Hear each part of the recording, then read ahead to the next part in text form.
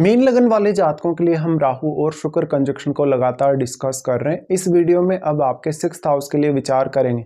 6th house की बात आती है तो आपके 6th हाउस के स्वामी सूर्य हैं आपके चार्ट में, और सूर्य के घर में अगर राहु और शुक्र स्थित होंगे तो उतना बेटर प्लेसमेंट यहाँ होगा नहीं है।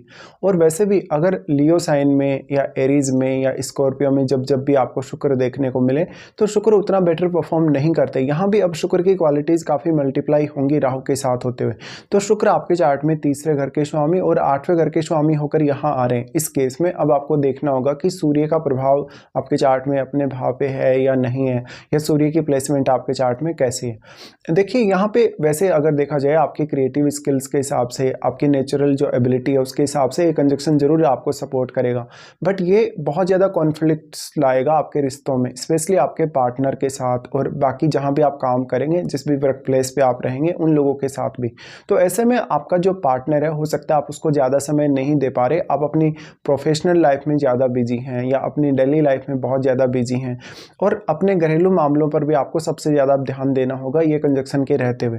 यहाँ पर अब शुक्र काफ़ी मल्टीप्लाई हो रहे हैं। शुक्र के मल्टीप्लाई होने की वजह से और सूर्य का घर होने की वजह से वास्तव में आप में टैलेंट बहुत ज़्यादा होगा, क्रिएटिव स्किल्स बहुत ज़्यादा होंगी, लेकिन आपके जीवन में भोग विलास, लग्जरी, ऐशो आराम को लेकर भी आपकी अपेक्षाएं उतनी ही ज़्यादा तीव्र होंगी। इस केस में आपको पैसा सेव करने में काफ़ी ज़्यादा दिक्कतें आएंगी। साथ साथ में ऐसा राहु और शुक्र का कंजक्शन है तो आप कभी भी ऐसी सिचुएशन में फंस सकते हैं जहां पर आपने कोई बहुत बड़ा लोन वगैरह ले लिया हो, फाइनेंशियली कुछ आपने गलत इन्वेस्टमेंट कर दी हो, या अपना पैसा लालच की वजह से कहीं गंवा दिया हो।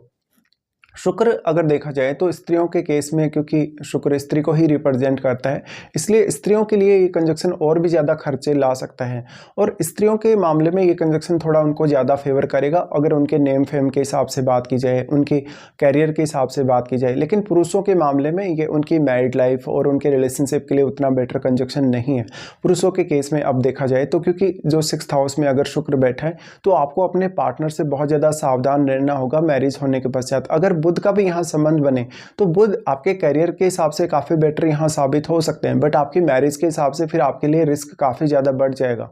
इसी के साथ आपको देखना होगा राहु या शुक्र के साथ कोई भी अन्य ग्रह यहाँ स्थित है या नहीं।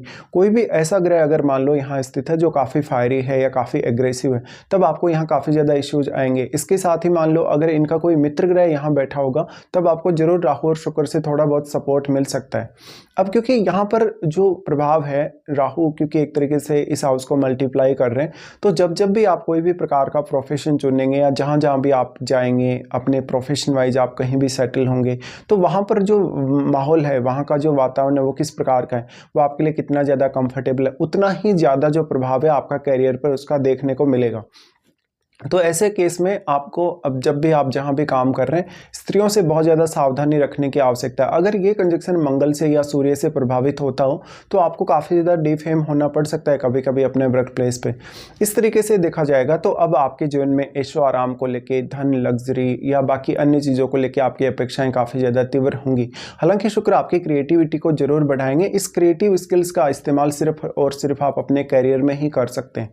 यहाँ पे अब क्योंकि शुक्र 8वें घर के भी लॉर्ड हैं तो आपको अपने अष्टम भाव पर सबसे ज़्यादा ध्यान देना होगा। स्पेशली आपके 3rd हाउस के भी स्वामी शुक्र होने से आपको 3rd हाउस में बैठे प्लैनेट को भी देखना होगा और आपके अष्टम में बैठे प्लैनेट को भी, क्योंकि इन भाव में जो भी ग्रह होंगे उनसे कहीं ना कहीं जो शुक्र का रिजल्ट है वो जरूर ही प्रभावित होगा।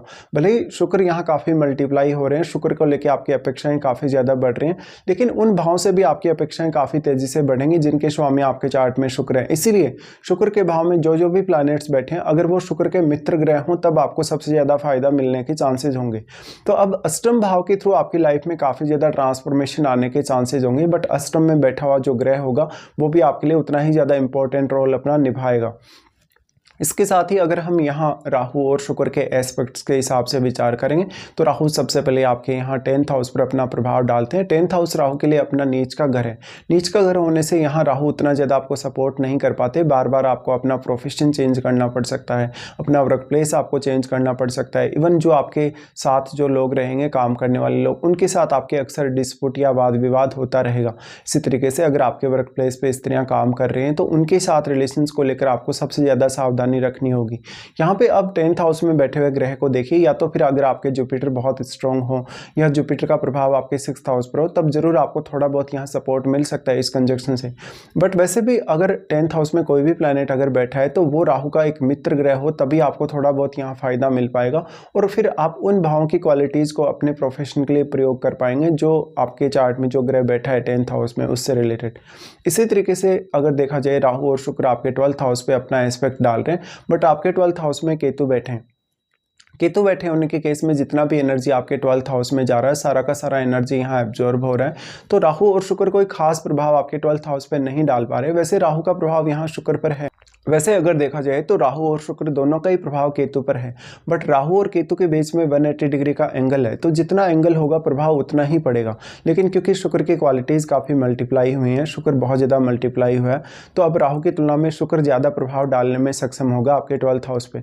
बट जितना भी एनर्जी 12th हाउस को प्राप्त हो रहा है वो सारा का सारा एनर्जी यहाँ एब्जॉर्ब हो रहा है। तो आपको कोई 12th हाउस से बहुत बड़ी अपेक्षा नहीं रखनी चाहिए। हालांकि राहु शुक्र का कंजक्शन आपको विदेश में सेटल कर सकता है, विदेश से जुड़ा आपका कोई प्रोफेशन भी हो सकता है, बट आपके रिलेशनशिप के इश्यूज आपको काफ़ी ज़्यादा ही देखने को मिलेंगे। अब क्योंकि केतु 12th हाउस में चले गए, 12th हाउस आपका बेडरूम है, इसलिए पार्टनर के साथ आपको काफ़ी ज़्यादा इश्यूज होने के चांसेस होंगे। और अब आप अपने 12th हाउस को लेकर कैसे प्लानिंग करेंगे, इसको लेकर आप काफ़ी ज़्यादा कन्फ्यूजन में रह सकते हैं। अगर मान लो केतु के साथ कोई फायरी ग्रह बैठा होगा, कोई बहुत एनर्जेटिक ग्रह बैठा होगा, तब आपको और भी ज़्यादा इश्यूज आने की संभावना होगी यहाँ पर। उसके बाद यहाँ से राहु का प्रभाव आपके 2nd हाउस पे होगा, जहाँ पर राहु अपना प्रभाव डालते हुए बिल्कुल भी कंफर्टेबल नहीं होंगे। ऐसे में फैमिली के मामलों में आपको प्लानिंग करना आसान नहीं होगा। फैमिली लाइफ और अपनी अर्निंग्स को लेके काफ़ी उतार चढ़ाव आपकी लाइफ में आ सकते हैं। राहु का प्रभाव आपके 2nd हाउस पर होने से अपनी वेल्थ के मामले में आपके जो डिसीजन होंगे वो आपके फेवर में नहीं होंगे। फैमिली के साथ अक्सर कोई ना कोई विवाद या डिस्प्यूट होने के भी चांसेज होंगे।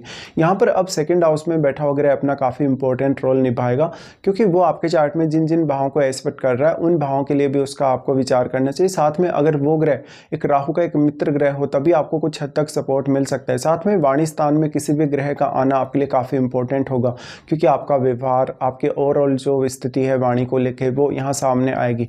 राहु का प्रभाव यहाँ पर है 2nd हाउस पर, तो कभी कभी पैसे के लिए, धन के लिए आप काफ़ी लालची हो सकते हैं या कुछ गलत तरीकों का भी इस्तेमाल कर सकते हैं। बट ये राहु शुक्र का जो कंजक्शन है आपके लिए काफ़ी ज़्यादा कहीं ना कहीं ऐसी स्थितियाँ लाएगा जहाँ पर आप स्ट्रगल कर रहे हैं, जहाँ पर आप स्ट्रगल से निकल नहीं पा रहे, या आपके ही कुछ बहुत गलत फैसले हो गए, कुछ ऐसे डिसीजंस हो गए जिसकी वजह से आपको काफ़ी नुकसान होने के चांसेस होंगे। तो इस तरीके से आपको प्लान करना होगा। अब इसमें अगर आपको राहु की या शुक्र की महादशा हो तो आपको उन पर बहुत ज़्यादा ध्यान देना होगा, और वो दशाएं आपको कौन से एज पीरियड में आ रही हैं इनका भी बहुत ही बड़ा रोल होगा आपकी लाइफ में।